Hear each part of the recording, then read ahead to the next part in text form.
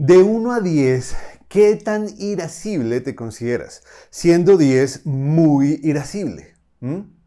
Pues todos luchamos con la ira y la justificamos de muchas formas. Es más, parece estar de moda sentirse airado en este tiempo o enojado con los gobiernos, con la iglesia, con el que piensa diferente a nosotros.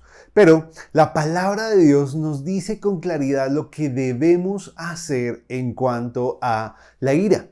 Y si quisiéramos hacer un estudio de la ira, nos daríamos cuenta que la Biblia tiene mucho por decirnos con respecto a esta emoción. El día de hoy queremos considerar un pasaje que hallamos en el libro de los Efesios capítulo 4 verso 31 para considerar lo que el apóstol Pablo tiene para decirnos con respecto a la ira, buscando que esta palabra nos ayude a entender nuestra realidad y podamos aplicarla para vivir una vida santa, una vida que tenga propósito eterno y que no se vea obstaculizada por la ira en el desarrollo de nuestro plan. Así que acompáñenos acá en un momento con Dios.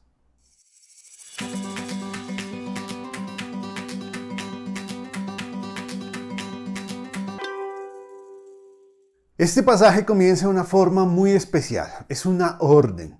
Y el apóstol Pablo dice, quítense de vosotros toda amargura, ira, enojo, malicia, maledicencia.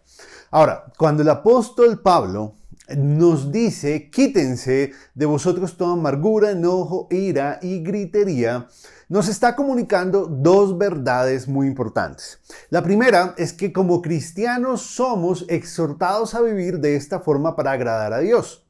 Y la segunda es que el hecho de quitarnos no implica un comportamiento específico que debamos hacer, sino que tiene que ver más con una realidad que ya sucedió en nosotros en el pasado. Ahora, esta realidad a la que me refiero es que fuimos identificados con la muerte de Cristo el día que creímos en Él como nuestro Salvador y Señor. Por lo que con su muerte nosotros también morimos, no en la carne, pero sí al pecado. Desde ese momento, el Espíritu de Dios entró a morar en nosotros y pudimos empezar a vivir como a Él le agrada, gracias a que fuimos liberados de la esclavitud del pecado, morimos al pecado.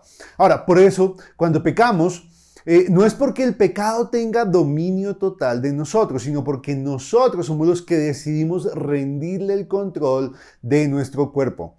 Entonces, cuando se nos dice quítense, ello significa que ya fuimos librados de la amargura, enojo, ira y gritería y que debemos vivir conforme a esa realidad. La manera como tengo para ilustrar esta verdad es a través de un consejo que nos dio nuestro pastor cuando mi esposa y yo estábamos haciendo la consejería prematrimonial. En ella, él nos dijo que la palabra separación debía borrarse de nuestra mente para que pudiéramos cumplir la voluntad de Dios de estar juntos por el resto de nuestras vidas. Eso significaba que la tentación a separarnos iba a desaparecer instantáneamente apenas nos casáramos. No, lo que significaba era que debíamos vivir creyendo que la separación no era una posibilidad para nosotros. A eso se refiere esta expresión quítense, a que existen momentos que nos pueden causar amargura, enojo, ira y lo demás, pero debemos vivir entendiendo que tenemos el poder para no dejarnos llevar por esas emociones, porque perdieron su poder el día que Cristo murió y el día que lo aceptamos como nuestro Salvador. Perdieron ese poder pecaminoso. Ahora, ¿qué hacemos con esta verdad? Pues debemos guardarla en nuestro corazón y reemplazar con ella los pensamientos que normalmente tenemos cuando estamos sintiéndonos amargados, enojados o airados. Además de esto, debemos aceptar el llamado que tenemos a ser buenos y misericordiosos, porque como tenemos a su Espíritu en nuestra vida, en nuestro cuerpo, en nuestro corazón, gozamos de su bondad y de su amor. Ahora, ¿cómo podemos expresar esta bondad y amor? Perdonándonos unos a otros. Y hablando de perdón, me gusta que este verbo se nos presenta en plural, porque así como somos víctimas, también podemos ser los verdugos que le causen daño a otros. Así, necesitamos ser perdonados y perdonar, haciéndolo como Dios lo hizo con nosotros, a través de Cristo, asumiendo el costo que eso implica, sacrificándonos y, si es necesario, ofreciéndonos para estar bien con nuestro prójimo.